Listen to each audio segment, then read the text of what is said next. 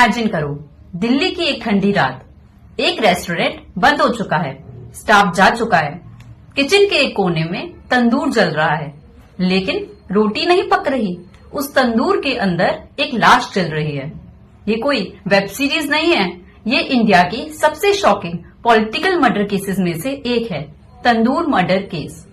आज हम बात करेंगे सुशील शर्मा और नैना सहानी की कहानी की। प्यार, पॉजिटिवनेस, पॉलिटिक्स, ईगो और एक ऐसा क्राइम जिससे पूरा देश हिल गया।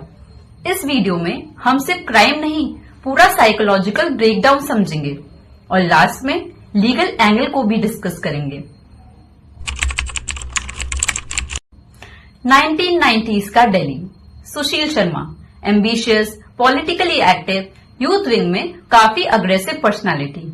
नैना Sahni educated, confident and independent. दोनों का अफेयर शुरू होता है, पर प्रॉब्लम ये थी कि रिपोर्टेडली सुशील मैरिड था, रिलेशनशिप सीक्रेट था, पॉलिटिकल एम्बिशंस हाई थे, जेलेसी भी हाई थी। लोग कहते हैं नैना स्ट्रांग पर्सनालिटी थी, वो सिर्फ हिडन रिलेशनशिप में नहीं रहना चाहती थी। यहां से शुरू होता है टेंशन। पॉजिटिवनेस ग्रेजुअली ऑब्सेशन में कन्वर्ट होती है। रिपोर्ट्स के मुताबिक सुशील को डाउट था कि नैना किसी और से बात कर रही है। फोन कॉल्स चेक करना, आर्ग्यूमेंट्स, अक्यूजेशंस, ये सब स्लो पॉइजन की तरह बिल्ड हो रहा था। और फिर आती है 2 जुलाई 1995 की रात। लोकेशन अशोक यात्री निवास। नैना वहां गई थी, सुशील भी वहां आया। आर्ग्यूमेंट्स बढ़ने लगे और फिर सुशील ने एलिजिडली अपनी लाइसेंस रिवॉल्वर निकाली और नैना को क्लोज रेंज से मल्टीपल शॉट्स मारे। सोचो गुस्से का क्या लेवल रहा होगा। नैना की इंस्टेंट डेथ हो गई, लेकिन यहां स्टोरी खत्म नहीं होती है, बल्कि यहां से स्टोरी शुरू होती है। बॉडी को डिस्पोज करने का प्लान बनता है। सुशील बॉडी को लेकर बागिया रेस्टोरेंट के किचन में जाता है।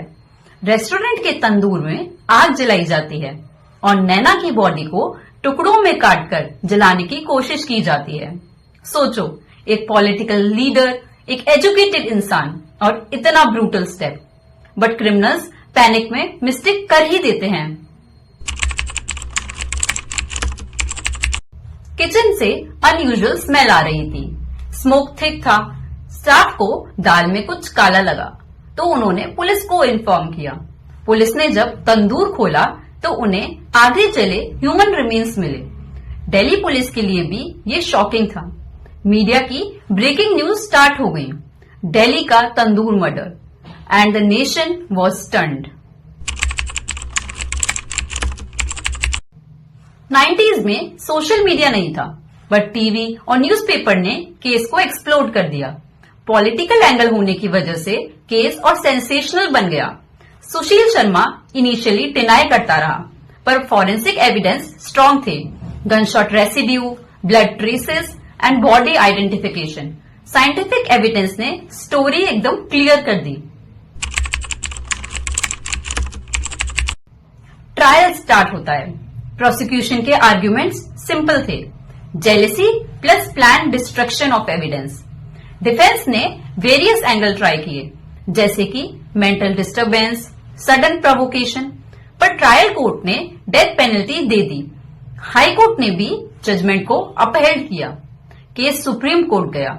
2007 में सुप्रीम कोर्ट ने डेथ सेंटेंस को लाइफ इम्प्रिजनमेंट में कन्वर्ट कर दिया।